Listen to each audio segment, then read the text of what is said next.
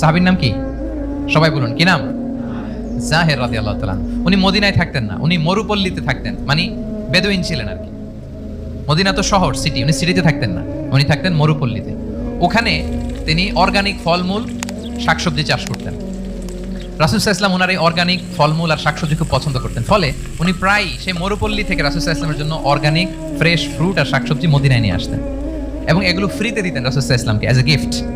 উপহার হিসেবে রাসূল সাল্লাল্লাহু আলাইহি ওয়াসাল্লামকে মরুপল্লী থেকে চাষ করে আনা ফলমূল শাকসবজি দিতেন, আর কিছু শাকসবজি ফলমূল তিনি মদিনার বাজারে বিক্রি করতেন।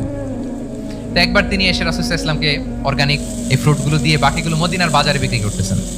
রাসূলুল্লাহ সাল্লাল্লাহু আলাইহি ওয়াসাল্লাম বাজার ভ্রমণে গেলেন, যে দেখে ওই তো জাহের, উনি আবার কানা রজুলান দামিমান, একটু কুৎসিত দেখতে, একটু খাটো কুৎসিত শ্যামবর্ণের ছিলেন। তো ওনাকে দেখেই রাসূল সাল্লাল্লাহু আলাইহি ওয়াসাল্লাম পিছন থেকে এরকম ঝাপটে ধরলেন, পিছন থেকে হাগ করলেন আর কি। তো পিছন থেকে যখন ঝাপটে ধরলেন, উনি তো আর দেখতে পারতেছেন